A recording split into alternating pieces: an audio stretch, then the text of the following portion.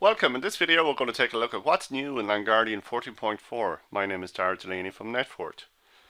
Now LANGuardian 14.4 is our latest major release. It includes a number of enhancements including GeoIP traffic reporting, improvements to our alerting engine, and now you have the ability to capture raw network traffic from sensors anywhere in your network. Previously you were restricted to just local sensors only. And there's a bunch of other updates as well. So let's go straight to that and show you what's new. First major change in LANGuardian 14.4 is more advanced GeoIP reporting. Now GeoIP is where you take an IP address, figure out where it's registered, and then you display the associated information such as the country. So if you go to all reports and under traffic analysis, you'll find in here now you've got top countries by client location or top countries by server location. Client location is where if you want to figure out where or what countries are connecting to your network. So let's take a look at that. Select the report. You could pick any country if you want to filter on, China or whatever. Run a report. And this shows the most active countries that are connecting into my network. United Kingdom, France, Serbia, Czechia, Norway, etc. From here you can drill down and see, well, what connections are they making? So this machine here is connecting inbound to this Windows desktop over port 47944. So I may want to take a look at my firewall to figure out why that's happening. Again, take a look at another country here. We've got Serbia, drill down on that. Again, we have connections here to this one over 47944. So something here I need to investigate, a potential security problem. The reporting the other way around looks at what countries are people on your network connecting to. Where's your data going? So go to top countries by server location, run that, and here we can see then where our data is going. Drill down and see what type of connections they are. So in the United States, Windows updates, Google Video, that's YouTube, some Gmail, that's services registered in the US. All looks fairly okay. So Windows updates, some YouTube, some Gmail. So you're going to find it's not just those two reports. Throughout, amongst all our reporting, there's a lot closer integration now with GeoIP. So if you see an IP, you'll immediately be able to see where that IP address is registered. And you can do filtering. You can also create alerts if you want to get an alert if somebody from China connects to your network. You can do all of those things.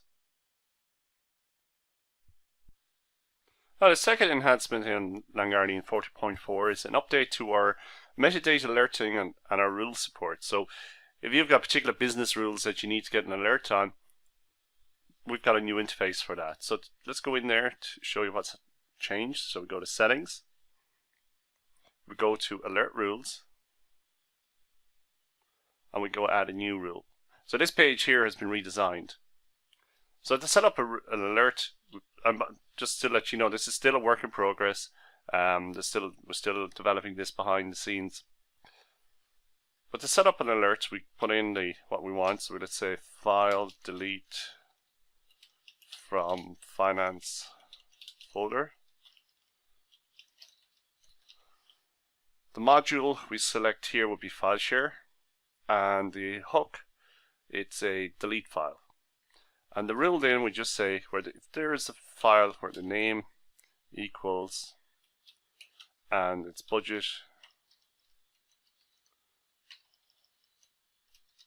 (2018) .xlsx.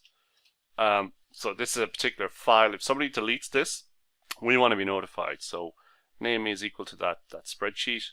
We save the rule, and that's it created. Who gets the alerts that they're sent to you? That's done via the email configuration. Go into settings, you'll find it in there.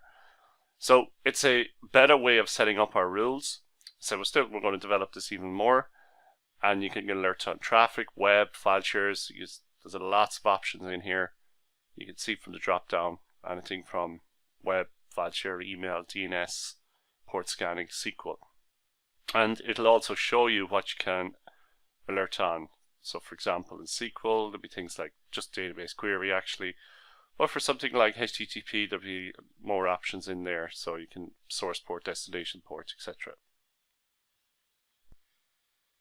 Moving on to the next change, LANGuardian now supports the passive capture of usernames from file share traffic, SMB traffic. So SMB, server messaging block, is a common protocol used to connect to, let's say, Windows file share. Now, we've always provided support for mapping usernames to file activity, and we do that by working out who is logged on to the IP address of the client. That's very powerful. You can track down who's deleting files. But a number of our customers came to us and said that sometimes their users log on to the network, but when they connect to a file share, they may use a different username. And sometimes what they're trying to do is maybe figure out if there's issues with shadow IT where IT people are logging on and then using a domain account to access file share. So they want reporting of not just the user name that's logged onto the client, but what user actually connected to the file shares. So on the screen here at the moment, I've got our traditional report with the username, the client, and the time they access the particular file here. As I mentioned in this release, we now passively capture the username that's used to map this drive or access this data. So it's, in my case here, it's different, although it is my own account. It is different from my domain account. If I go back here, it's this is my domain account, dara.delaney, where the account I use to connect to the file server is this one here. So if you want to track down anomalies like that or figure out who's connecting to your file shares, let's say using a domain admin account, this new reporting will allow you to do that. So moving along, the next change I want to talk about is with the way we monitor or process Windows traffic within a network. So if I go here to all reports and take a look under traffic analysis, top protocols, something you may notice, I got some BitTorrent to this network here. A couple of changes. Firstly, things like SMB file share, the Microsoft type protocols, we have enhanced our decoding of that so we can report on the type of Windows applications that are running on your network better. We also have enhanced our Google Quick Detection, our reporting. So this is typically used by Chrome clients, Chrome browsers to connect to YouTube, but you'll see a lot more of it as other services start to use the Quick protocol. So we've just enhanced our Quick protocol detection so that it's just more accurate. The other change we've introduced is our PCAP file capture. On the previous versions of LANGuardian, you only had the option to capture data from local interfaces. I don't have any what we call remote sensors connected to my LANGuardian here. I've just got local, but if there was a restriction that you could not capture raw packet data on a remote probe. That's now been addressed. So when you go to capture some packets from the drop down, you can select a remote sensor, select what filter you want, let's say host 10.1.1.1, give it a file name, how many packets, and I mentioned the big thing here is the fact that you can select a remote sensor and go click on capture. The system will now go off and capture 1,000 packets based on that particular filter that I picked. So that's yeah, that was for customers with remote sensors. That was quite a common request. They needed to capture packets at the remote probes. And the last change I want to talk about is within, let's you can pick any report really. There's better options for scheduling. Let me just run this report first. There's better options when it comes to accessing the data as a PDF. So here I can download it as a PDF, but when we go to within settings,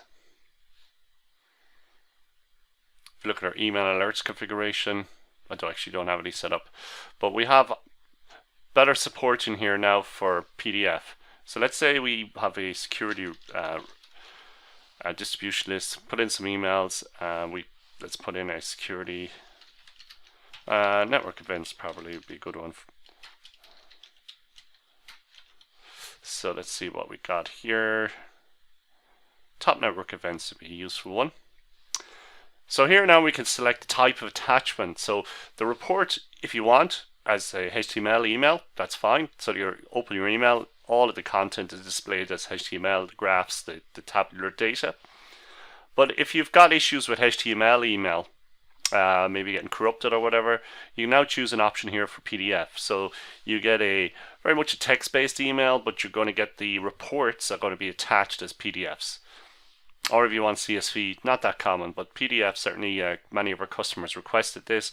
They want to schedule a report, but they want it in a PDF format so that they can then forward it on or whatever they want to do. Or it's read only so people can't mess with it. So when you schedule reports now, you've got that new PDF option.